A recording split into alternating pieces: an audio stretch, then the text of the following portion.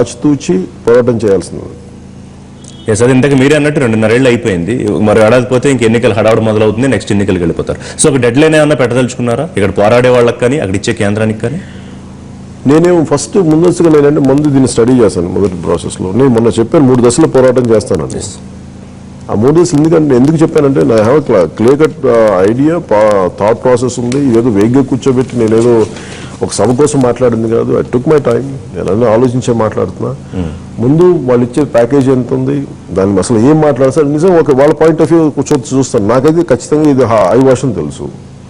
So వాళ్ళు ఇచ్చింది మొత్తం నేను చూస్తాను. అందరి చేత చదివి మా ఎక్స్పర్ట్స్ ఉన్నారు నాకు చేసేవాళ్ళు, వాళ్ళందరూ చేర్చి వాళ్ళ ఒపీనియన్ తీసుకొని మొత్తం దాంట్లో లూప్ హోల్స్ అని చూపిస్తాను. నేను వెగ్గా మాట్లాడు, నేను కూర్చోబెట్టి పెద్ద పెద్దగా నేను కూర్చోబెట్టి ప్రాపర్ అనాలిసిస్ తోటి కూర్చోబెట్టి మాట్లాడి దాని తర్వాత I will wait for 1 more. అది చూపించిన తర్వాత పార్లమెంట్ సెషన్స్లో తిరిగి వాళ్ళు రెస్పాండ్ అవ్వకపోతే then I will show my plan of action. ఏ రూపంలో ఉంటుంది పవన్ కళ్యాణ్ గారి పోరాటం అనేది? అది ఏ స్థాయికని తీసుకెళ్తాను సార్. ఎందుకంటే నాకు అనేది మీరు నా ఒకటే ప్రశ్న ఏంటంటే మీరు హుద్హుద్ తుఫాన్కి ఇచ్చిన 150 కోట్లే మీకు ఇంతకాలం పెట్టినప్పుడు మీరు ఇచ్చే 150 కోట్లు 150,000 కోట్లు ఇప్పుడు వస్తాయి? 2,25,000 కోట్లు లెక్క చెప్పారు. ఇంకా చెప్తారు ఇంకా 5 లక్షలు కూడా వెళ్తుంది. వాళ్ళకి ఏముంది నోటితో ఏముంది, నోటికి వచ్చిన ఫిగర్ ఏదని చెప్పచ్చు. అది సో విల్ సీ. నేను go with proper analysis. It's not something ఏదో కూర్చోబెట్టి నేను ఎమోషనల్గా పిచ్చిగా మాట్లాడేసి అది ఇది నేను అరవడానికి proper analysis I will make sure they are doing a mistake. కమ్యూనిస్టులకి మీకు ఎక్కడ భావస్వరూప్యం కుదిరింది? వాళ్ళు జనరల్గా బంధువులు పోరాటాలు నిరసన తెలియజేస్తారు, మీరు పెద్దగా అట్లాంటి వాటిని ఎంకరేజ్ చేయట్లేదు. నాకు అంటే భావస్వరూప్యత ఎలా ఉంటుందంటే నేను వాళ్ళ ఇప్పుడు ప్రజలందరికీ ఏ పార్టీకి భావస్వరూప్యత అందరికీ ఒకటే భావస్వరూప్యత ఉంది. ప్రజల కోసం సేవ చేయటం కదా ఏ పార్టీ చెప్పేది అదే కదా. ఓకే చేస్తారు లేదా సెకండ్. నేను అనేది ఒక తెలంగాణ కోసం right wing Bharatiya Janata party, left CPI రెండు కలిసి పోరాడు. మేబీ సిపిఎం చేయలేదు. ఒక కామన్ కాజ్ కోసం వీళ్ళిద్దరు పోరాటం చేసినప్పుడు ఒక మామూలు ప్రజా సమస్యల కోసం వాళ్ళకి నాకు ఇంతకు మించిన భావస్వరూప్యత ఏం కావాలంట. పైచ్చు నాకు వాళ్ళ మీద ముఖ్యంగా సిపిఎం మీద నా గౌరవం ఏంటంటే నేను లాస్ట్ టైం అందరూ అడగచ్చు మరి బీజేపీ ఎందుకు వెళ్ళామంటే కేంద్రంలో ఒక మేజర్ రాబోయే ఒక బలం ఉన్న ప్రతిపక్షం కదా, వాళ్ళకెళ్ళి తీసుకెళ్ళి మన ప్రాబ్లం ఎక్స్ప్లెయిన్ చేస్తే ఈజీగా మన దెబ్బతి అన్న ఉద్దేశంతో. At the same time CPM తోటి ఇప్పుడు నేను ఎందుకు వాళ్ళని చూస్తున్నానంటే ఆంధ్రప్రదేశ్ విడిపోతున్నప్పుడు వాళ్ళు చాలా బలంగా ఒక నిర్ణయం తీసుకున్నారు. ఇప్పుడు నేను కూడా ఇప్పుడు సిపిఎం రామకృష్ణ గారితో కూర్చుంటాను త్వరలోనే. కూర్చున్నప్పుడు నేను కూడా ఏంటంటే ఖచ్చితమైన ఒక ఆలోచన విధానం నేను మీరు అన్నారు ఏ భావస్వరూప్యత చేస్తారన్నది అవన్నీ మాట్లాడుకొని మనం ఎక్కడి వరకు నేను మీతో ఏకీభవిస్తాను, వాళ్ళు కూడా నాతో ఉంటారు, నాలో కూడా కొన్ని వాళ్ళకి నచ్చకపోవచ్చు, అవన్నీ మేము మాట్లాడుకొని మేము దీనికోసం ఈ కండిషన్స్ ప్రకారం మేము వస్తామని అనుకునే దాన్ని తీసుకెళ్తాను ముందుకు. దాదాపుగా వామపక్షాలని తెలుగు రాష్ట్రాలు ప్రజలు మర్చిపోతున్న పరిస్థితి. ఇవాళ పవన్ కళ్యాణ్ తోడైతే మళ్ళీ ఉవ్వెత్తున ఎగిసిపడే అవకాశం ఉంటుందనుకుంటున్నారా? అంటే ఒకటి మనం వామపక్షాలని గౌరవించాలని. Any party has to be given respect. That వామపక్షాలని వాళ్ళు ఒక సిద్ధాంతం బలమైన సిద్ధాంతం ఉన్న వాళ్ళని కూర్చోబెట్టి వాళ్ళు దానికోసం జీవితాన్ని అంకితం చేసిన వాళ్ళు. అది నాకు నచ్చచ్చు కొన్ని యాంగిల్స్లో, కొన్నిసార్లు ఏకీభవించకపోవచ్చు, 100 విషయాలు ఉంటాయి. కాకపోతే వాళ్ళ పోరాట పటిమను కానీ వాళ్ళ లక్ష్యాన్ని కానీ మనం తక్కువ చేయకూడదు. మీ దగ్గర డబ్బులు లేవన్నారు, రాజకీయాలు చేయాలంటే డబ్బులు కావాలి, ఎట్లా? అంటే నేను డబ్బులు అంటే నేను తినడానికి డబ్బులని కాదు, నాకేదో ఒక లిమిటెడ్ లైఫ్ ఉంది, దానికి నేనేదో సంపాదించుకున్న సినిమాలు చేస్తాను. రాజకీయాలు వచ్చేటప్పటికి డబ్బులు లేకుండా రోజే గడవదు కదా. అలాంటిది రాజకీయాలు డబ్బు లేకుండా గడుస్తుంది ఎందుకు అనుకుంటారు? Even for an American president campaign కూడా డబ్బులు కావాలి. నేను ఖచ్చితంగా విరాళాలు సేకరిస్తాను. కాకపోతే అది ఒక ఖచ్చితమైన విధి విధానాలు నేను చూసి దానికి ఒక ట్రాన్స్పరెన్సీ, ఒక పారదర్శకత చూపించిన తర్వాత నేను దాన్ని ముందుకు తీసుకెళ్ళినాను. ఎందుకంటే చాలాసార్లు ఈవెన్ ఈరోజు మార్నింగ్ కూడా పార్టీ ద్వారా ఒక 5 లక్షల చనిపోయిన అబ్బాయికి పాపం నేను ఇవ్వాలనుకుంటే ఇంకోళ్ళు ఎవరో వచ్చి నాకు విరాళం ఇచ్చి వాళ్ళు ముందుకు తీసుకెళ్లారు. అదేదో ఎందుకంటే నేను తీసుకెళ్లే డబ్బులు అక్కడికి వాళ్ళకి తీసుకొచ్చి అలాగా చాలామంది ఇస్తామని చెప్పినప్పుడు నేనేంటంటే ఒకళ్ళ దగ్గర డబ్బు తీసుకుంటున్నప్పుడు నాకు చాలా బాధ్యత ఉంది. ఆ డబ్బుని సరైన ఆ పార్టీ ప్రయోజనాలకు వెళ్ళాలి తప్ప ఇంక ఏ విధంగా వెళ్ళకూడదు అనేది ఒక నిర్దిష్టమైన ఒక విధి విధానాలతోటి దానికి డిసిప్లిన్ తోటి అన్నప్పుడు తీసుకుంటాను. అలాగే ప్రతి ఒక్క పొలిటికల్ పార్టీ ఏమంటారంటే, ఈవెన్ నేను ప్రాక్టికల్ నుంచి లాస్ట్ 2 ఎలక్షన్స్లో నేను ఉన్నాను కాబట్టి నేను డబ్బులు లేకుండా రాజకీయాలు నడపాలంటాను. అది ఒకటి ప్రాక్టికల్ మనం కొన్ని ఏం ఆలోచించాలంటే, I wish election commission could hike up the limit. వాళ్ళు ఎందుకంటే మనందరం ఒక మోసం చేసుకుంటాం, ఇన్క్లూడింగ్ మనల్ని మనం మభ్య పెట్టుకుంటాం. 5 లక్షలు 10 లక్షలు చేసి నేనేమంటే దాని బదులు కొన్ని 1 or 2 crores పెన్షన్ 75 లక్షలు పెట్టినా కూడా ఏం సరిపోవు. అది ప్రాక్టికల్ గా వాళ్ళు అర్థం చేసుకోవాలి. ఎలక్షన్ కమిషన్ ఒకసారి నివేదిక ఇవ్వాలనిపిస్తుంది, సార్ ఇది సరిపోవట్లేదని. దెన్ ఐ డోంట్ నో, మనల్ని ఏంటంటే మనం మభ్య పెట్టుకుంటా ఉన్నాం. అట్లీస్ట్ నిజాయితీ కొన్నిసార్లు maybe from Janasena party represent election commission వచ్చి పెంచమని అడుగుతారు. జనసేనతో కొత్త సంప్రదాయానికి తెరదీస్తారా? ఓటుకి డబ్బు తీసుకోకుండా, నోటు తీసుకోకుండా ఓటేసే రోజు వస్తుందని నేను నమ్ముతాను సార్ ఆ పాలిటిక్స్ ని. ఎందుకంటే మీరు చిత్తశుద్ధిగా చేయండి, అది ఒక రోజులో జరగకపోవచ్చు కానీ ఏదో ఒక రోజు అయితే జరుగుతుంది. దాన్ని నమ్ముతాను ఖచ్చితంగా. కొందరు పవన్ కళ్యాణ్ కి జనసేనకి ఫండింగ్ ఇస్తామని వస్తున్నారు, వాస్తవమేనా? యాక్సెప్ట్ చేస్తున్నారా? ఇంకా చేయట్లేదు. నేను చేసినప్పుడు నేను కూర్చోబెట్టి నిజంగా అలా చేసినప్పుడు నేను ప్రెస్ నోట్ ఇచ్చాను. నేను బయట మీడియా వరకు చెప్పి నేను చేస్తాను తప్ప కూర్చోబెట్టి నేను వెంటనే తీసుకునే నేను అఫీషియల్గా చేస్తాను. ఎందుకంటే వచ్చేవాళ్ళు ఉద్దేశం ఏంటో కూడా చూసుకోవాలి కదా మీరు. అన్నీ నేను కమిటీని చూసే మాట్లాడతాను. కొంతమంది అంటున్నారు డబ్బులు లేకుండా పవన్ కళ్యాణ్ ఇంత పెద్ద పెద్ద సభలు ఎట్లా పెడుతున్నారు, ఎలా నిర్వహిస్తారు? ఈ డబ్బుల కంటే నేను ప్రజలు నా మీద ప్రేమతో స్వచ్ఛందంగా వస్తాను. నాకు స్టేజ్ అటాక్ ఏముందండి? స్టేజ్ అటాక్ అంటే నా డబ్బులు సరిపోతాయి. వాళ్ళు స్వచ్ఛందంగా ప్రేమతో వచ్చేట అది నేను తీసుకొచ్చి వాళ్ళే బైక్స్ వేసుకొస్తారు, వాళ్ళే కార్లు వేసుకొని వస్తారు, వాళ్ళే ఏ ఊరి నుంచి వస్తారు, వాళ్ళు నా మీద ప్రేమతో వస్తున్నారు, ఏదో నా మీద ఇష్టంతో వస్తున్నారు. వాళ్ళకి నేను వాళ్ళే భోజనాలు వాళ్ళే తెచ్చుకుంటాను. నేను చెప్తాను, వాళ్ళు తెలుసు వాళ్ళకి. సో నాకు మిగతా పార్టీ మీదకి నాకు ఎంత డబ్బు ఖర్చు అవుతుందో నాకు తెలియదు. వాళ్ళని ఆ దృష్టితో చూస్తే నన్ను ఆ దృష్టితో చూడకూడదు, నన్ను వేరే దృష్టితో చూడాలి. సో 100 కోట్లు పెట్టుకుని సిద్ధంగా ఉన్నారు పారిశ్రామికవేత్తలు జనసేనకి ఫండింగ్ చేయడానికి. ఎవరో పారిశ్రామికవేత్తలు 200 కోట్లు ఇస్తామని వచ్చారు, వాస్తవేనా? అట్లా కాదండి. అంటే నేను చెప్పేది నాకు ముందస్తుగా వస్తుంది విద్యార్థులు అండ్ ఐటీ గ్రూప్స్. బేసిక్గా ఈ దేశం మారాలి అని కోరుకునే ఒక కొత్త జనరేషన్ ఒకటి ఉంది. ఫస్ట్ వాళ్ళు నా ముందు. ఈ పారిశ్రామికవేత్తలు ఇవన్నీ నాకు తెలియదు.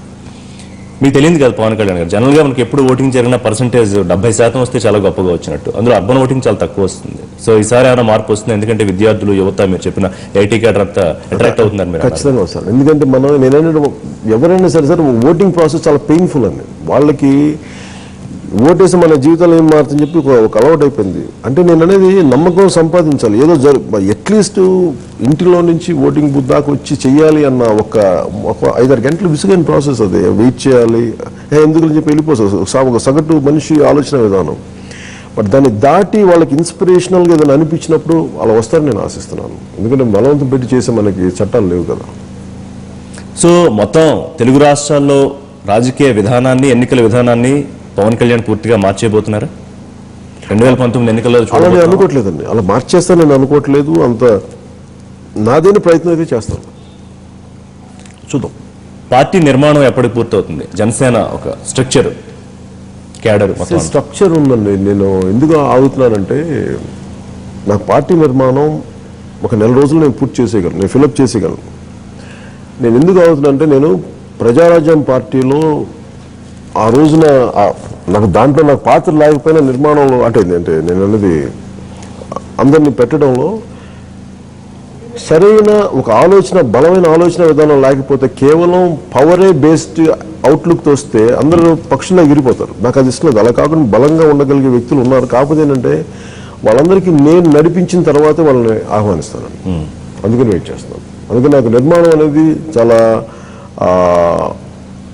నేను కొత్తగా ప్రజల దగ్గరికి వెళ్ళాల్సిన అవసరం లేదు. Only I have to enrol them. Only thing is మధ్యలో ఇన్ బిట్వీన్ లీడర్షిప్ని అంతమంది నమ్మకంగా వస్తున్న ప్రజలకి అంత మధ్యలో ఇన్ బిట్వీన్ ఉండే ఇంటర్మీడియట్ లీడర్షిప్ చాలా బలంగా ఉండాలని కోరుకు. అందుకే నేను వెయిట్ చేస్తాను.